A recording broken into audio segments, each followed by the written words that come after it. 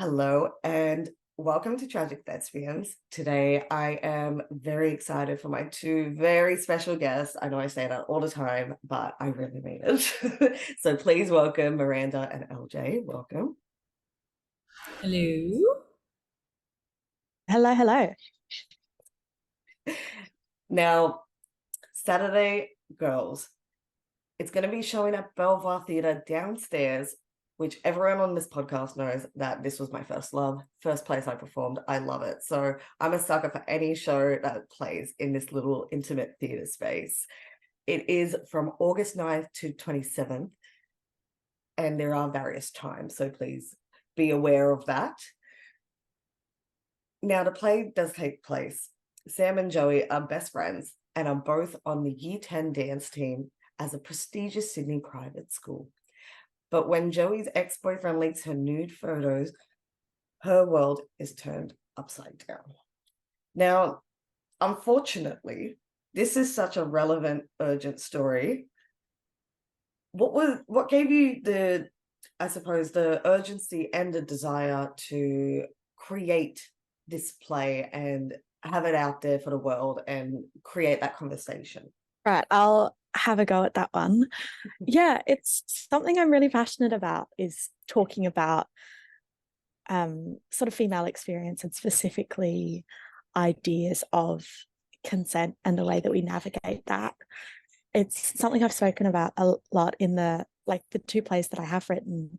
But when I was doing my honours thesis, when I was writing this play, I was looking a lot into the Teach Us Consent movement and a lot into what's been happening in schools. And I think there is a growing awareness of a lot of these issues in terms of, well, things like consent and things like sexual assault, unfortunately. But I thought that specifically the area of what they call image-based abuse, it used to be referred to as revenge porn, is something that wasn't spoken about as much from what I had looked into, and is a phenomenon that I think is really, it affects a lot of young people. So yeah, I also just wanted to write about young women and the way that they, I guess, interact with the male gaze. Yeah, I definitely agree. And I feel like it's amazing that you did have it in like a younger group set with a younger group, because unfortunately that is the most relatable, because of course, like, women that are younger, they're more impressionable and they're not necessarily taught about not having to be the ideal for the male gaze. And I love that these stories definitely are out there too, because like I said, they're the most impressionable, and it teaches them and starts that conversation on just like womanhood and being themselves. And that's what's just really amazing about these plays. And that's why I was so excited to have this on the show to talk about, because it's so empowering. And like you said, the consent and revenge porn and all that, and those are words I remember hearing all the time in high school, and they weren't taken as seriously as they should have been, especially at such a young age where they are literally children, which is very unfortunate. Yeah. I think there's something about acknowledging that that is an experience that isn't okay, and acknowledging that that is a form of abuse, but also not totally treating teenage girls as if they are purely victims or as if they don't have that agency, and acknowledging that they still have a level of agency and power, and even do still have that in their own sexuality in some ways. There is an experience of victimhood within that, but that isn't completely defining, and that even within that, they should still be treated as if they have agency and as if they have power. That's so beautiful and so well said. I really needed you to say that, because it was so beautiful and I didn't want anyone to miss any of those words. It was absolutely gorgeous. So yes, and that's That's the thing. Unfortunately, plays such as this one do need to be created to create this conversation, but how lucky we are to experience such magic. So I do thank you for creating this, and it's always so beautiful when people create plays that are so moving and so relevant and has an urgency to it. So thank you very much for creating this selflessly for all of us. So, and we cannot wait to experience every last bit of it. And LJ, what made you eager to get on board with this play specifically? Oh my gosh. No pressure. So much. I mean, first of all, I think Miranda's an incredible writer. We first met during an ATYP National Studio, Mm. and I read Miranda's scene. We were like in the same group, and I was like, "Oh my gosh, it's so good!" And then we kind of reconnected later on, and yeah, we talked about this show, and we did I assisted with development at KXT with it, and I mean, for me, obviously, everything we've discussed, and then to add to that, the exploration of female friendships, but also more so than that. Wait for the car to go past. More so than that is, teen sexuality, teen experience of self-identity, the absolute like awkwardness and messiness and beauty of being a teenager is something that I love. And I just think like teenagers and children, like they're just such beautiful, beautiful little raw little nebuluses that are so precious and just want to be loved and want to be understood. And obviously so do we as adults, but I think it's such a beautiful way into that, as an adult and as an audience. This is like you can relate to so much when when you watch a teenager, you see so much of yourself, and I think a lot of people will see themselves in these characters, and especially in the main relationship between Joey and Sam. I don't want to give spoilers, so I'm trying to be careful with my words. Yes, no spoilers. Everyone has to buy a ticket and go see it for themselves. Yeah. So, so as Joey's ex-boyfriend leaks her nude photos, meanwhile, Sam's caught up in her own problem, the debate partner who's like totally in love with her. When scrunchies start to go missing and rumors fly about a kiss at a party, the girls find themselves spinning into unfamiliar territory. Saturday Girls is a tender and hilarious story about queer girlhood, high school sexual politics, and growing up in a world that's determined to box you in. All themes that I'm very passionate about. So this is already on my top list of plays of the year. And I applaud you for this. I love this. There needs to be more queer stories of girlhood. That's what I always say, the more the better. And especially with the sexual politics. And I feel like a lot of people do have a fear of putting not only the queerness and the sexual politics together, but also when you mix it with young, impressionable teenagers, and people have that fear without realizing just how needed it actually is, because as we were mentioning before, and like you said, they're little nebulous. I love that. It's true. There are a lot of teens, they're blank canvases just trying to find their way in life. And a lot of these plays do help that. And I remember being a teenager, going to the theatre and seeing plays similar to this, and it really helped me find who I was. And I just know that this will be one of the plays that does it as well. So I'm excited to see the outcome from this. And I want to hear someone that sees it now as a teenager and then 10 years from now, seeing how they've discovered themselves in that little theatre room. In saying that, did you guys organize a schooling or education, like schooling to come see the show, or still not yet? I maybe Miranda, you're better answering this, but I think there was, there's discussion in the works. I mean, we're hoping to do a specific night, but that's all kind of TBC. Miranda, did you have anything you wanted to add? Yeah, I think we definitely looked into doing schools performances and things like that. I think it's hugely important getting teenagers. I think while I don't think we're doing a school specific performance, we are going to try and find ways to, engage young people and make sure that we can get those queer young people in the audience, not just in the characters that are on the stage. Absolutely. Yeah, absolutely. Yeah. It needs to go as far as possible. And there are some great organizations like Minus 18 and Wear It Purple and 2010 Youth and Rainbow Families. There's a lot of those organizations that are really great that we're hoping to say a little hello to.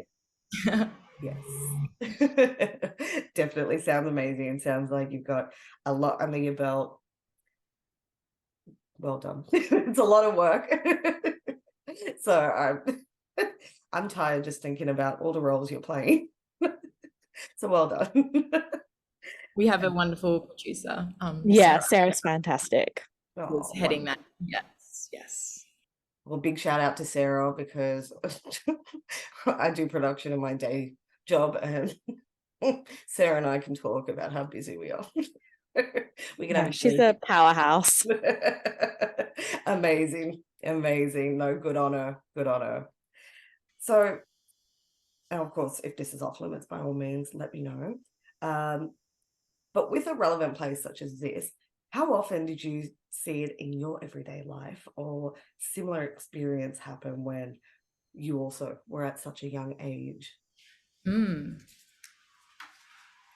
I think it was pretty common. I mean, I grew up in a small town, a rural town in Bundaberg, Queensland.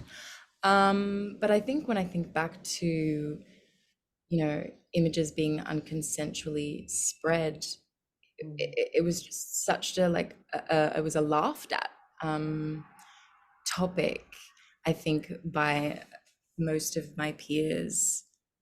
But I just remember a sense of such uncomfortability, and even uncomfortability in being like sent or spoken to or shown images.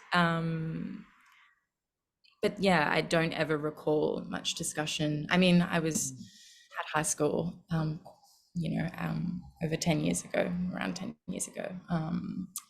But yeah, it was a very swept under the rug kind of conversation, or no conversation, actually. Yeah, absolutely. And that's very similar. You sparked my memory, because I too, close to 10 years since high school. But it was a laughed at thing, but then something in the back of your head knows that it's not right, and that conversation was never there, and then the people that are meant to protect these kids weren't doing it correctly, which is the unfortunate thing. And a lot of them, I feel like a lot of people don't understand the severity of it, that people can be accused of child pornography when they're under that age, and all the other scary stuff that comes with it. And it all comes down to that conversation. If there isn't that conversation, people don't know how dark that hole actually is once they go down it, which is very unfortunate. How about yourself, Miranda? Any experiences that inspired this event, or was it the overall conversation?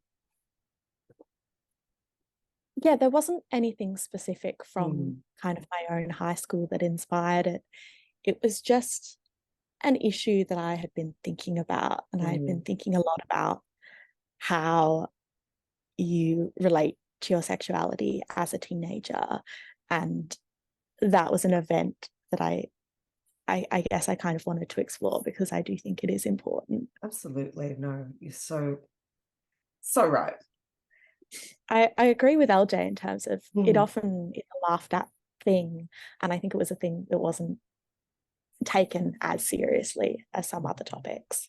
So Yeah, That's absolutely. a valuable thing to add to it. That's it. And I feel like this one does put that heavy weight on the just the importance on it. And again, it is very much like, you know, with girlhood, it does a lot of women do get swept under the rug in general. So anything surrounding that. So to have that empowering female presence is amazing, because I feel like there just needs to be more of that in this modern world that's growing and hopefully keeps getting better. So, and I really do agree with that. So it's amazing what you are doing.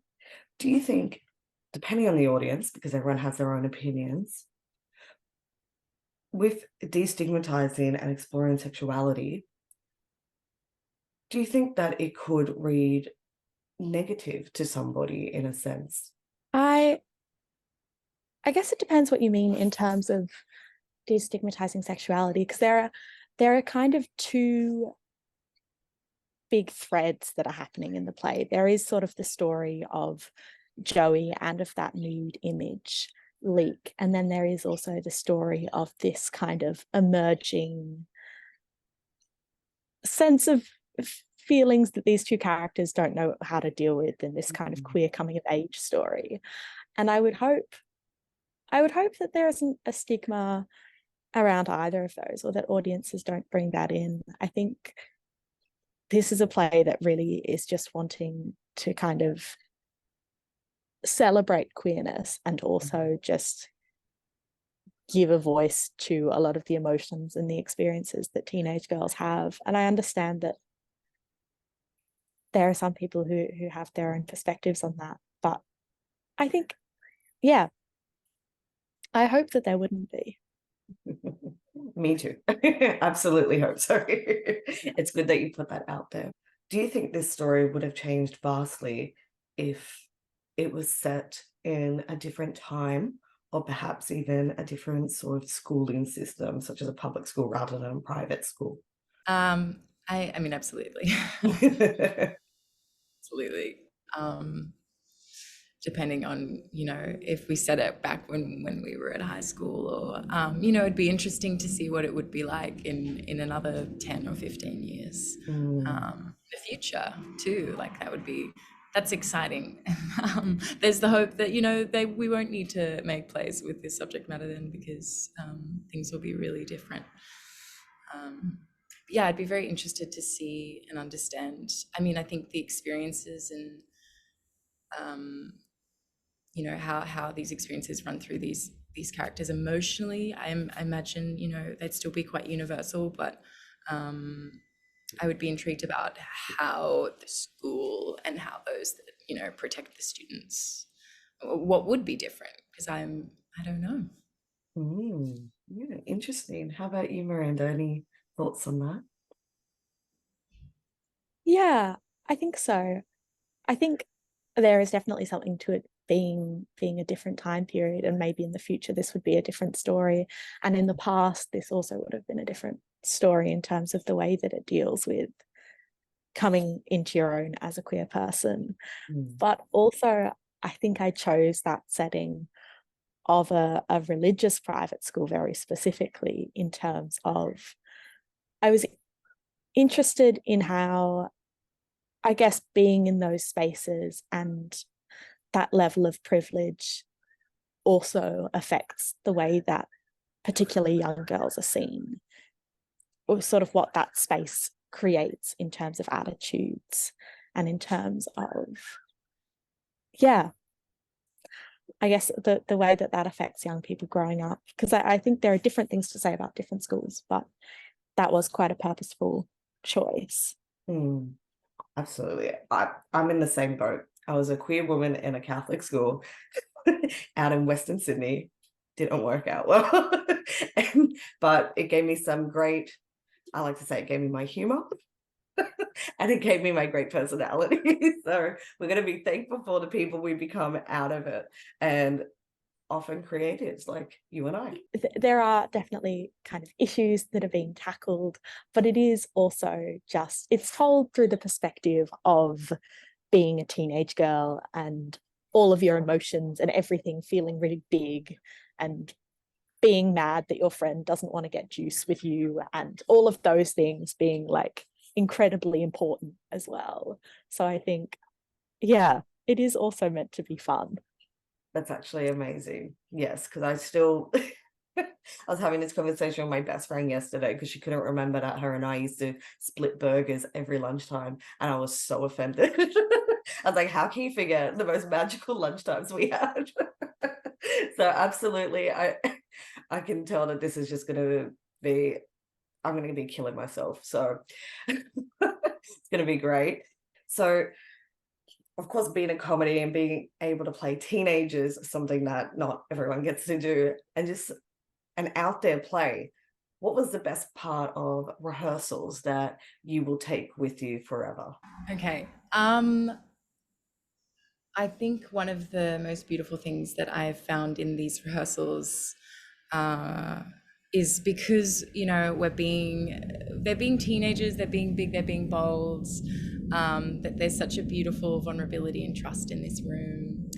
And there's so much play. And it is so, like, it's so joyful as a director to just watch people have fun. And I really do think that's something that these actors are having, and it's contagious.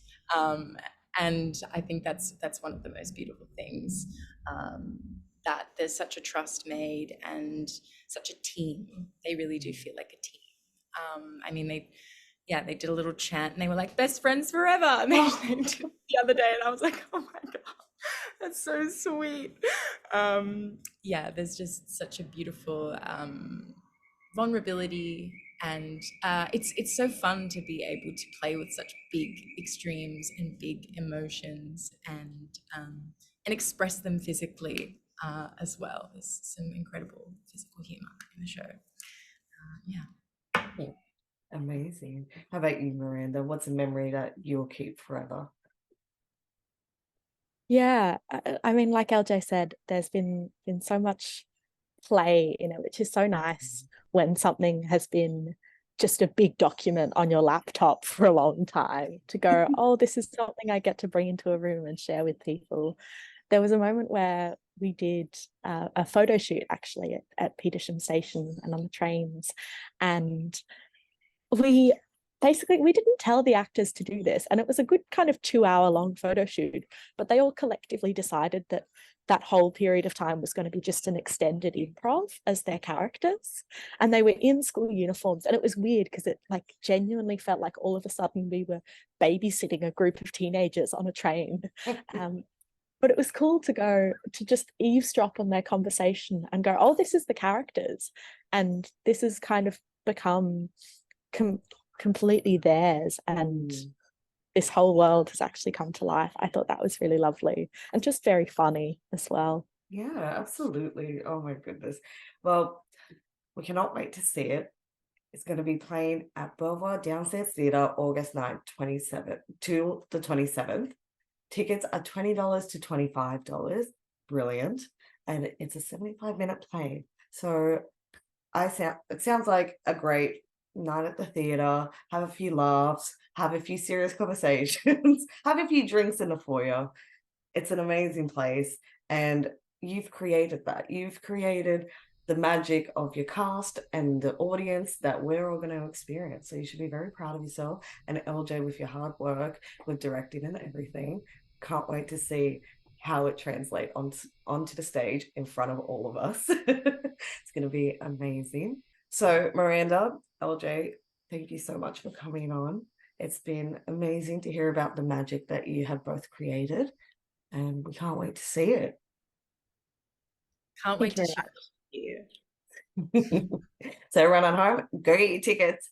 Don't miss out on this amazing show. Thank you so much, guys. Thank you.